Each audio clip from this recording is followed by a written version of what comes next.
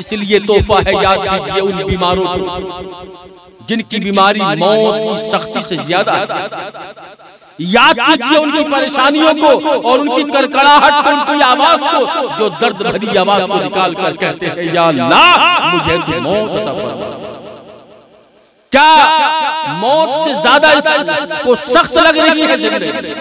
और याद कीजिए अगर उस पर भी मौत न होती तो क्या होता? मौत अगर नहीं होती तो क्या होता? इसलिए मैं अर्ज करना चाहता हूं कि मौत भी एक तोहफा है। अगर मौत ना होती तो क्या? जिंदगी में अल्लाह तबारक व तआला फरमाता है कि मैंने तुम्हें वो चीज अता फरमाई, ए खाकी मैंने तुझे नूर बनाया, मैंने मिट्टी से उठाकर तुझे हीरा बनाया, मैंने तुझे गंदी बूंद से लगा करके एक हीरा बनाया।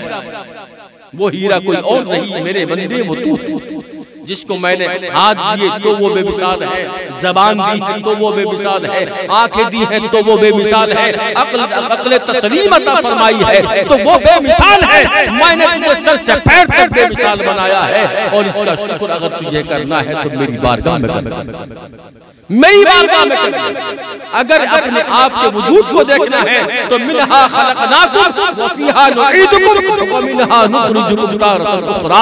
इस आयत करीमा को पढ़ और तुझको एहसास होगा कि मैंने तुझे किस चीज से पैदा किया। अल्लाह फरमाता मैंने मिट्टी में तुझको मिट्टी से पैदा किया है, मिट्टी में मिलाया है और इसी मिट्टी से बरोज मैं तुझको जिंदा फरमाऊंगा। क्या है ये? हम जिंदगी को बड़ी आसान समझ रहे हैं, लेकिन रब फरमाता है आसान नहीं है। मैंने तुझको हीरा बनाकर भेजा, दुनिया में जा मेरी इबादत कर।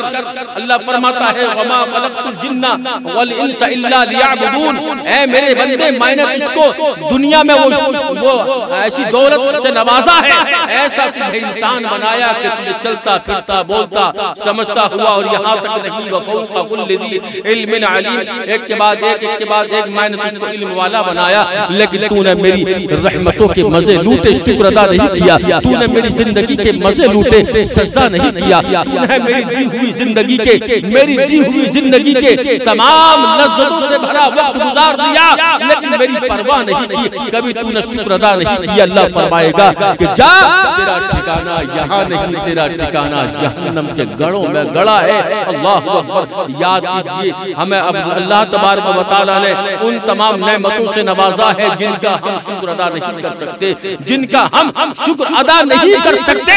मुकम्मल जिंदगी अगर हम अपनी आंखों की रोशनी का भी शुक्र अदा करें तब भी बहुत कम है। इसलिए उसने खाकी बदन में, मिट्टी के बदन में जो रोशनी अता फरमाई है, ये उसका करम है कि हम दुनिया को देख लेते हैं, हम अपनी मुश्किलात को आसान कर लेते हैं।